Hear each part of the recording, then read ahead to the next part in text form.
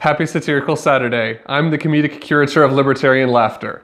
Here I am to misinform you in a day where truth is stranger than fiction, and where it's often hard to tell the difference between what is which is what, everything in between, who was what one, which one was who, or what one was which one, or which one was what. I have to admit that sometimes the stories write themselves. You may have heard that a school in Illinois, Thomas Jefferson Middle School to be exact, is under fire because the school's namesake owned slaves.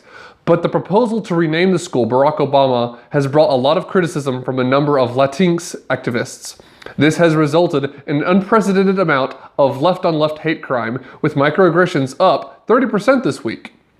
We as a collective, oppressed people, cannot allow the status quo, Illinois activist Gonzales Garcia Lopez said when we approached him. Of course, Thomas Jefferson was a horrible person who hated equality and never wrote about it. But to replace him with a conservative like Barack Obama is unacceptable. He deported billions of people, Gonzales Garcia Lopez went on, and he didn't do anything for social justice. His so-called Affordable Care Act would make my hero, Che Guevara, hang his head in shame. He was a person who knew how to be loving and inclusive. Former President Obama is expected to make a statement on the matter. However, he first has to get a teleprompter, which Joe Biden has and can't give up for fear of not getting it back and looking like more of an idiot than he already does. With so much talk about the crisis at the border, it's hard to believe what is true and what is not. And in a time of confusion, the man we all knew and some loved has come forward to give his opinion again.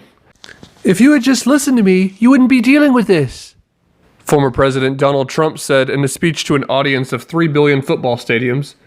The wall wasn't there when I took office. Biden didn't build that, as Obama would say. And I deported them. I deported all of the illegal aliens. We did a tremendous job. Beautiful, even. The best ever.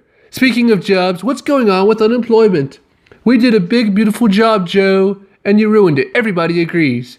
And you keep talking about immigrants at the border. And slowly, the Donald turned towards the camera, looked into it, and said, "Who built the cages, Joe?" And finally, we have a big announcement.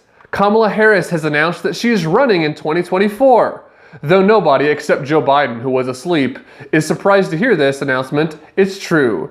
Vice President Harris has announced that she is running. People want a woman of color leading this great nation, she said in her announcement speech.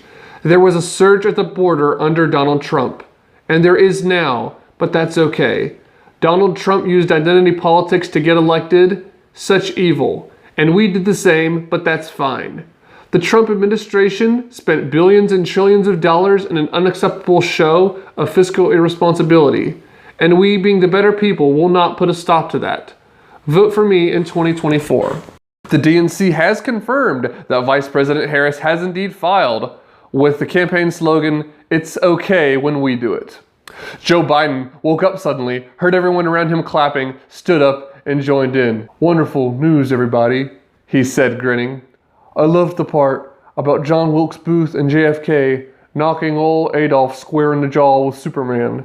A real American classic. Happy Christmas and a Merry New Year, everybody. Have a great time looking for firecrackers in the eggs. That tooth fairy sure is sneaky."